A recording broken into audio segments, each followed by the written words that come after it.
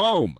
Stephen Miller put this liberal reporter in her place for defending MS-13 illegal aliens. You all choose to live in condos or homes or houses as far away from these kinds of gangbangers as you possibly can. If I offered any one of you a rent-free home with no taxes to pay in any of these gang neighborhoods, and I said your neighbors are MS-13 terrorists or Mexican mafia or Sinaloa cartel or Tren de Aragua, I couldn't pay you to live there.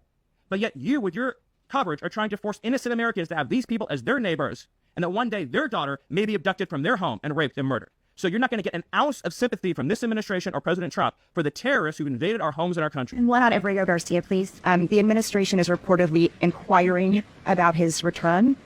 Is that to check a box for compliance, or does President Trump want him back on U.S. soil, or both? So, as Secretary Rubio said yesterday in the cabinet meeting, this administration is not going to publicly discuss the inside details of our foreign policy and negotiations with a foreign country. And in particular, we are not going to allow a district court judge to try to become the Secretary of State. Secretary Rubio is the one who, under his leadership and direction at the State Department, is managing the day-to-day relationship with El Salvador. Let's just take a moment, number one, to express our gratitude to El Salvador for agreeing to take some of the most dangerous terrorists off of America's streets and to put them into a safe environment where they cannot continue to engage in acts of terrorism or coordination with the Maduro regime. You may have seen recently an FBI assessment that was unclassified that said that the Maduro regime is using and planning to use Tren de Aragua terrorists to carry out assassination plots on American soil.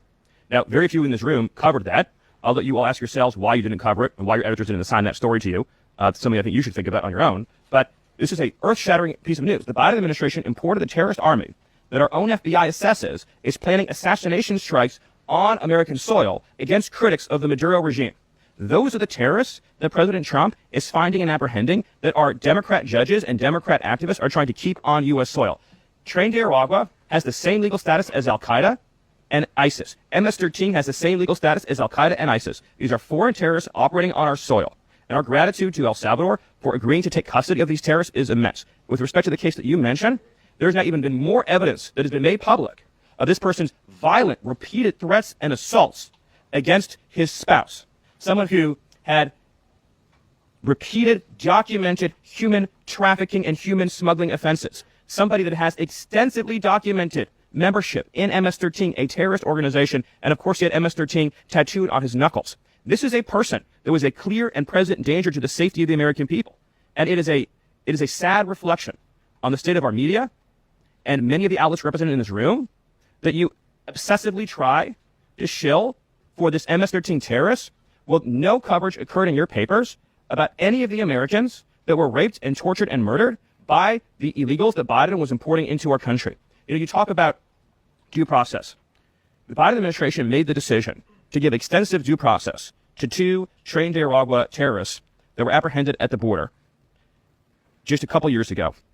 They were two gentlemen. They were from Venezuela. They were members of Tren de Aragua. The Biden administration Border Patrol apprehended them and made the decision to provide them with extensive due process, put them onto a program known as supervised release, and put them on ankle monitors so that they could go through a lengthy legal, judicial determination as to whether these legal aliens who had just set foot on U.S. soil might want to live in the United States for the rest of their lives.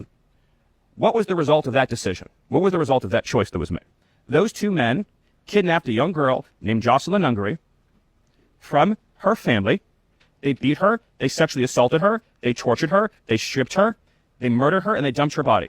That is what the Biden administration's policy was. Most of your papers never covered her story when it happened. To the extent that you covered it at all, it was because President Trump forced you to cover it by highlighting it repeatedly over and over again. He had to shame you into covering it. And each and every one of you that sides over and over again with these MS-13 terrorists, to the extent that you have the financial means to do so, you all choose to live in condos or homes or houses as far away from these kinds of gangbangers as you possibly can. If I offered any one of you a rent-free home with no taxes to pay in any of these gang neighborhoods, and I said your neighbors are MS-13 terrorists or Mexican mafia or Sinaloa cartel or Tren de Aragua, I couldn't pay you to live there. But yet you, with your coverage, are trying to force innocent Americans to have these people as their neighbors, and that one day their daughter may be abducted from their home and raped and murdered. So you're not going to get an ounce of sympathy from this administration or President Trump for the terrorists who've invaded our homes and our country.